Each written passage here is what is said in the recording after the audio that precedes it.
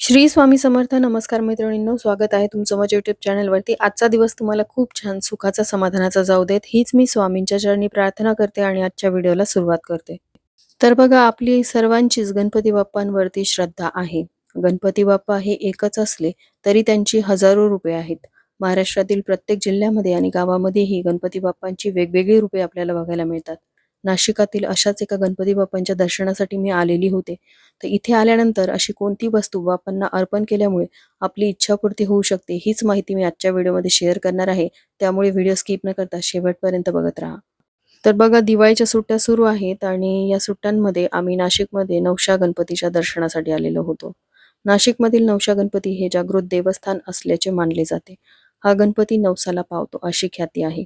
गोदावरीच्या तीरी पूर्वाभिमुख असलेल्या या मंदिरामध्ये प्रसन्न अशी श्री गणेश मूर्ती आहे. या मंदिराला 300 वर्षाचा इतिहास आहे. हजारो भाविक दरवर्षी इथे दर्शनासाठी येतात. आपली इच्छापूर्ती व्हावी यासाठी नवशा गणपतीकडे नवस करतात. आता आपल्यापैकी प्रत्येकाला असं वाटत असतं की आपल्या मुलांनी प्रत्येक क्षेत्रामध्ये यशस्वी व्हावं, त्यांची प्रगती व्हावी. त्यासाठी मुलं देखील प्रयत्न करत असतात, कष्ट घेत असतात. तर त्यांच्या कष्टाला, मेहनतीला कुठेतरी नशिबाची साथ मिळावी आणि देवांची विशेष कृपा आपल्यावरती राहावी यासाठी आपण उपाय देखील करत असतो. गणपती बाप्पा हे विद्येचे दैवत तर आहेतच, पण त्याचबरोबर ते विघ्नहर्ता देखील आहेत. आपल्यावर येणारी सर्व संकट, विघ्न ते दूर करत असतात. तर नवशा गणपतीला येण्याची माझी खूप दिवसापासूनची इच्छा होती आणि नुकताच माझा मुलगा दिवाळीच्या सुट्ट्यांमध्ये घरी आलेला होता. त्यामुळे मुलांसहित मला गणपती बाप्पांचं दर्शन घ्यायचं होतं. संपूर्ण परिवार आम्ही इथे आलेलो होतो बाप्पांच्या दर्शनासाठी. माझी मुलं त्यांच्या क्षेत्रात यशस्वी होण्यासाठी खूप प्रयत्न करत आहेत. खूप कष्ट आणि मेहनत घेत आहेत. तर त्यांच्या कष्टाला, मेहनतीला कुठेतरी नशिबाची साथ मिळावी यासाठी बाप्पांचे आशीर्वाद घेण्यासाठी आम्ही इथे आलेलो होतो. तर सुप्रसिद्ध श्री नवशा गणपती मंदिर हे नाशिक शहरातील आनंदवल्ली या परिसरात आहे. गोदावरी नदीच्या काठावर सुंदर असे हे मंदिर आहे. येथील वातावरण अतिशय निर्मळ आणि भक्तिमय आहे. पेशवेकालीन ऐतिहासिक नवशा गणपती मंदिर हे आनंदवल्ली येथील अत्यंत जागृत असे देवस्थान आहे. नवशा गणपती हा नवसाला पावतो असा हा अनुभव हजारो भाविकांना आलेला आहे. या मंदिराला 300 ते 400 वर्षांचा इतिहास आहे. इसवी सन 1774 मध्ये फाल्गुन महिन्यामध्ये राघोबा दादा व त्यांची पत्नी आनंदीबाई यांनी ह्या मंदिराची स्थापना केली होती. श्रीमंत माधवराव पेशवे यांचे आनंदवल्ली हे गाव आजोळ होते व त्यांच्या मातोश्री गोपिकाबाई ह्या देखील नवशा गणपतीच्या अत्यंत भक्त होत्या. राघोबा दादा व आनंदीबाईंना 15 ऑगस्ट 1764 रोजी मुलगा झाला. त्याचे नाव विनायक ठेवण्यात आले. या मुलाच्या जन्मप्रित्यर्थ चांदवडचे नाव बदलून आनंदवल्ली असे करण्यात आले. राघोबा दादांनी आनंदवल्ली येथे मोठा राजवाडा देखील बांधला होता. या राजवाड्याच्या पश्चिमेला उभे राहिलो तर नवशा गणपतीचे दर्शन देखील घेता येत होते. पेशवाई बुडाली यानंतर आनंदवल्लीचा वाडाही जाळला गेला. मात्र परिसरातील मंदिरे शाबूत राहिली. नवशा गणपती मंदिर हे पेशव्यांच्या कारकिर्दीची निशाणी म्हणून आजही उभे आहे. 1988 मध्ये कैलासवासी युवराज जाधव व आनंदवल्ली परिसरामधील नागरिकांकडून मंदिराचा जीर्णोद्धार करण्यात आला. सन 1990च्या कालखंडामध्ये संत गणेश बाबा यांच्या हस्ते मंदिरामध्ये अष्टविनायकांची स्थापना करण्यात आली. या मंदिरामध्ये भाविकांची नेहमीच गर्दी असते.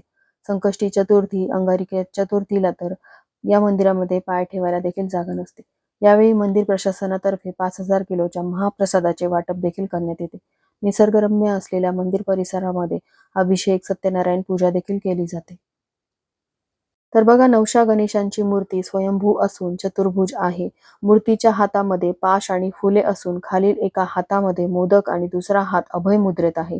विशेष मूर्तीच्या खालील भागात असलेले चांदीचे मखर उठून दिसते. हे मंदिर पूर्वी जंगल भागातच होते. कालांतराने वस्ती वाढू लागल्याने जंगल कमी झाल्याचे दिसते. मात्र आजही मंदिराच्या सभोवताली गर्द झाडी, लागूनच नदीपात्र आणि नीरव शांतता यामुळे भाविकांबरोबरच पर्यटकांनाही हे स्थळ आकर्षित करते.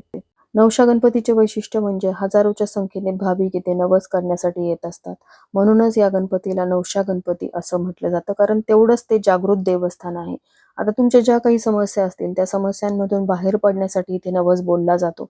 मग तुमच्या मुलांविषयीच्या काही समस्या असतील, काही आर्थिक समस्या असतील किंवा एखाद्याला आजारपण मागे लागलेली असतात किंवा काही संकट, विघ्न तुमच्यावरती आलेली असतात, ती दूर व्हावी, त्या संकटातून बाहेर पडण्यासाठी आपल्याला मार्ग मिळावा यासाठी हजारो भाविक इथे नवस करतात. आणि त्यांची इच्छापूर्ती होतेच. एवढं हे जागृत देवस्थान आहे. तर कोणतंही कार्य करत असताना आपण त्यासाठी प्रयत्न करत असतो, म्हणजेच आपण कष्ट घेत असतो, मेहनत घेत असतो. कारण कष्टाशिवाय, मेहनतीशिवाय आपल्याला कोणतीही गोष्ट मिळत नाही, कोणतीही इच्छा आपली पूर्ण होत नाही.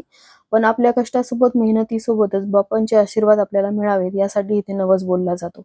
त्यासोबतच बऱ्याच जणांना संतान प्राप्ती होत नाही. बऱ्याच जणांच्या मुलांविषयीच्या काही समस्या असतील.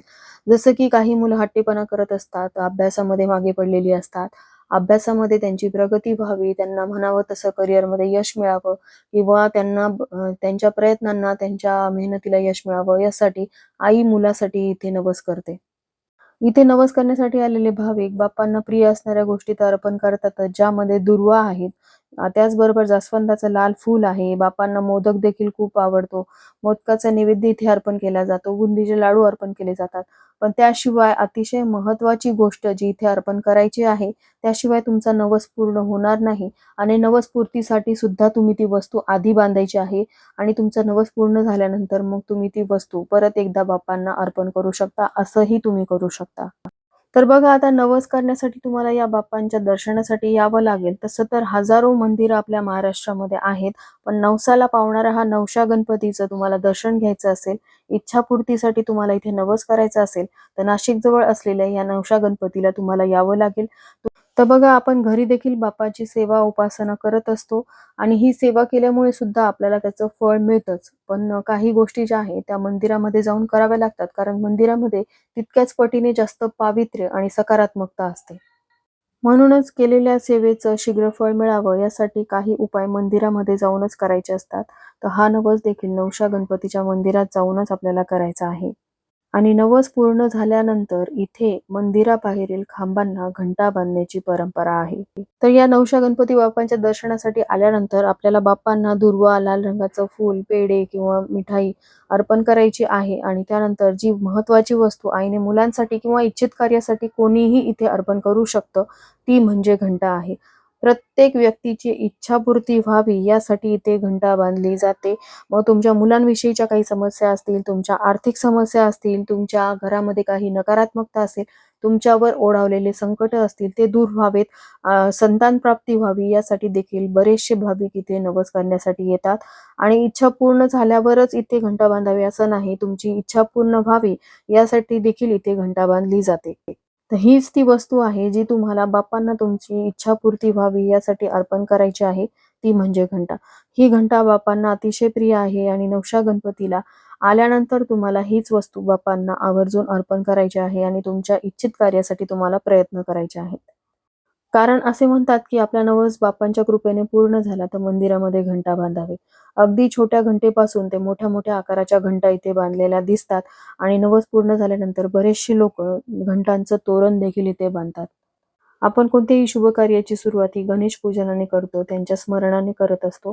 तर अशा या गणपती बाप्पांजवळ त्यांचा आवडीचा असा मूषक असतो, म्हणजेच उंदीर. इथे ठेवलेल्या उंदराच्या कानात देखील तुमची इच्छा व्यक्त करू शकता. अशी मान्यता आहे की इथे असलेल्या उंदराच्या कानामध्ये तुम्ही तुमची इच्छा व्यक्त केली तर ती इच्छापूर्ती होतेच. त्यामुळे इथे देखील तुम्हाला तुमची इच्छा बोलून दाखवायची आहे आणि त्यासोबतच तुम्हाला घंटा देखील बाप्पांना अर्पण करायची आहे. तुमची इच्छापूर्ती झाल्यावरती तुम्ही घंटा अर्पण करू शकता किंवा तुमची इच्छापूर्ती होण्यासाठी देखील तुम्ही ही घंटा बाप्पांना अर्पण करू शकता. तर बघा, पेशवेकालीन ऐतिहासिक महती असलेल्या या नवशा गणपती विषयीची माहिती मी अगदी थोडक्यात तुमच्यासोबत शेअर केली. ज्या माझ्या मैत्रिणी नाशिकच्या आहेत किंवा नाशिकच्या आसपासच्या आहेत, त्यांना या मंदिराविषयीची माहिती ही असेलच. पण ज्या माझ्या मैत्रिणींनी पहिल्यांदाच या गणपतीविषयीची माहिती माझ्या व्हिडिओच्या माध्यमातून ऐकली किंवा पाहिली असेल, त्यांनी कमेंट करून सांगायला विसरू नये. ज्यावेळेस तुम्ही नाशिकमध्ये याल त्यावेळेस नवशा गणपतीच्या दर्शनासाठी जायला विसरू नका. आपल्यावर येणारी सर्व संकट, विघ्न दूर करण्याचं काम हे बाप्पा करत असतात. त्यामुळे इथे दर्शनासाठी प्रत्येकाने आवर्जून यावं, हीच मी माझ्या सर्व यूट्यूबच्या फॅमिलीला कळकळीची विनंती करते. तर चला, झालेली सेवा बाप्पांच्या चरणी अर्पण करते. इथेच व्हिडिओचा एंड करते. व्हिडिओ आवडला असेल तर लाईक, शेअर, सबस्क्राईब करा. श्री स्वामी समर्थ.